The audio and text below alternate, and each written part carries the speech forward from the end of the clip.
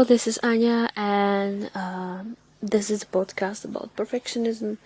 A few days ago, I talked to you about pushing through the limits. That episode was actually recorded on my phone, and I didn't have the podcaster app in my phone, so I could not add also the intro, so there was like no intro and just only the outro. I managed to get the app now, so I'm actually using it right now. And today I wanted to talk about the importance of taking alone time. Before I went on my holiday, I was used to I lived together with my boyfriend, and both of us are actually used to take alone time every day. We usually, like, after we come back from work, he goes for a walk, I do my stuff, then we watch something together, then he goes outside for a bit, and then we go to sleep. So I'm used to have like alone time every day. I'm on holiday right now. I'm here with my boyfriend, my friends, and one of the friends is mom. She's actually, I think I mentioned them already in my previous episode. She took us to a road trip, and we are like running here, and we are seeing so many places thanks to this road trip, and it's just amazing. And during these days, because we were so busy and like doing so many things and stuff, and also because I felt kind of bad just like getting up and closing myself in the room, I didn't get alone time before during these few days since I've been in Africa. And by alone time, I don't mean necessarily like being alone, but also, for example, like being in the room with my boyfriend, just like each of us is doing something, like by ourselves. Like, for example, he's watching something and I'm on my phone, or he's sleeping and I'm doing something. Like, that is also fun. So today in the car, I had to listen to some music because I really didn't get a chance to do that these past days, because like we were doing so many things and I was like so tired and stuff, so there was no chance to really listen to the music. And I normally listen to music for like a half day, really. Like, I get up in the morning, I travel to work, I listen to some music, then while working I listen to the music as well, not only because it helps me concentrate, but because like I'm in an open space and colleagues around me are calling, so I hear so many languages at once and sometimes I just can't concentrate. So not only because of that, but also because I just like music, and finally, when I'm not taking the customer calls, I can afford just listen to music, for example, for my whole shift, which is like 8 hours. So yeah, I'm really used to listen to the music, and then also when I'm going back from work, I also listen to the music.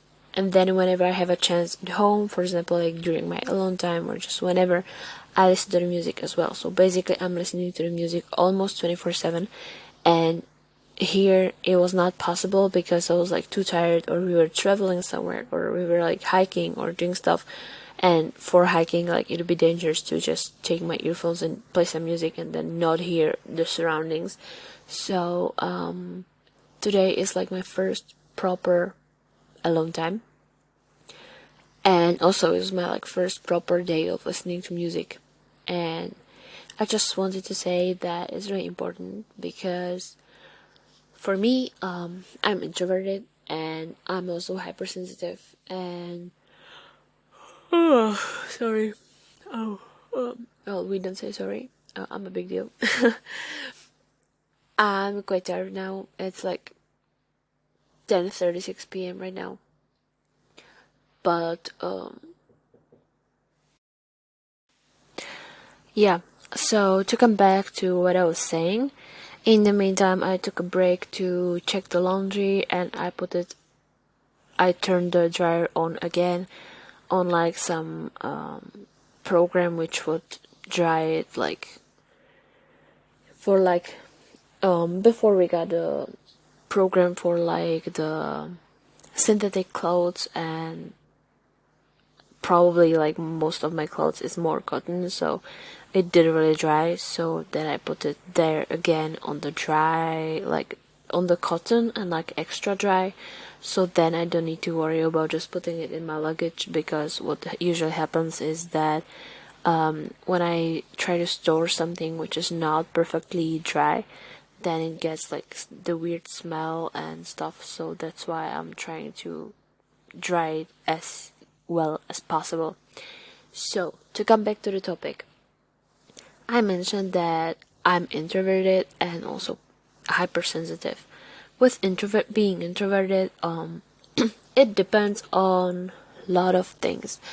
Usually when I have like my friends around me, my mental capacity is quite high, or at least like when I have people with at least one topic in common, I usually can talk quite a lot and I can seem like extroverted and stuff, but it kind of drains me after some time because my social battery doesn't last that long. And then I just need to recharge. I need like the time by myself, and that's what I'm actually glad for, is that. And well, the thing I'm actually glad for is that my boyfriend also likes to take alone time, so that we can actually do that every day. When it comes to being hypersensitive, I tend to see more details. I tend to pick up on the atmosphere in the room, pick up on the emotions of the people quite easily. For example, like I see the people and I like can guess what their mood is just by seeing them like that. I can just feel if something is off.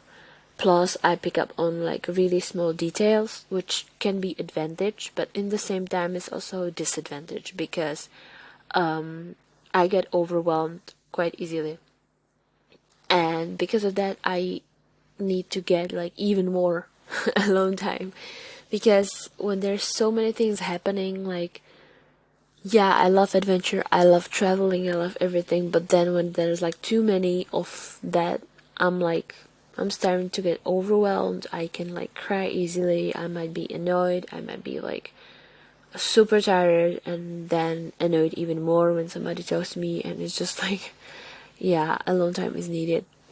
And I actually found out about being hypersensitive like in 2021 in August, when my ex-flatmate told me about that.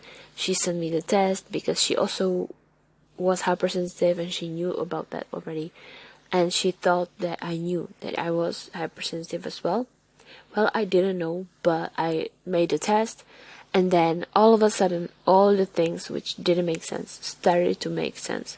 So my head was like a huge balloon which was about to pop. Even things which like happened 15 years ago and didn't make any sense just came back because they started to make sense. So they came back to me.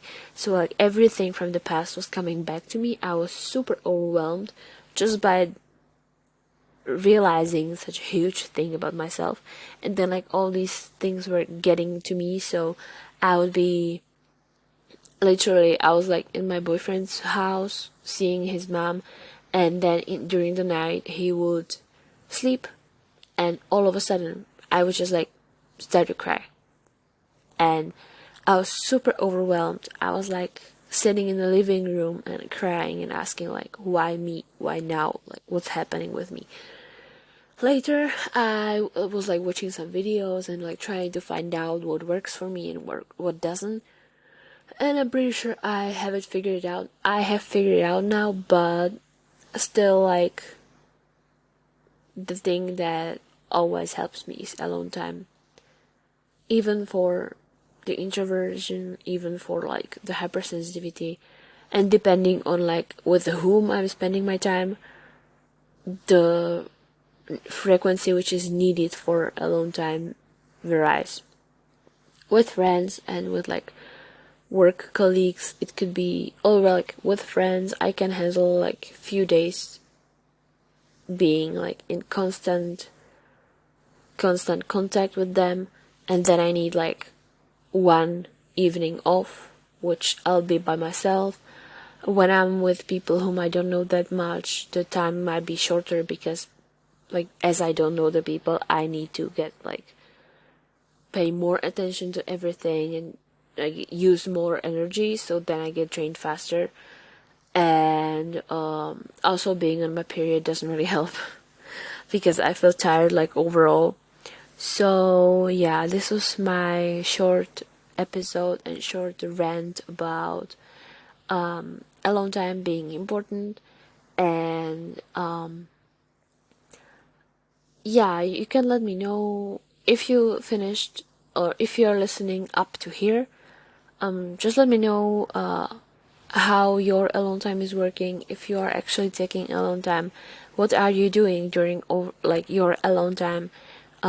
If there's something specific, or if you're just like resting in the bedroom or the living room, just watching some random videos, or what do you do to rest? I'm really curious about that. So let me know. And I'm actually not sure when the like next episode will be, because this is kinda, with all the traveling and everything, this is kinda random. So so yeah. But you already noticed probably that this podcast doesn't really have a consistency, and all the episodes are like super random. So yep, this is the end for today. Have a nice day, have a nice night. Let me know how you're spending your alone time, if you like alone time or not. And see you next time. Bye bye.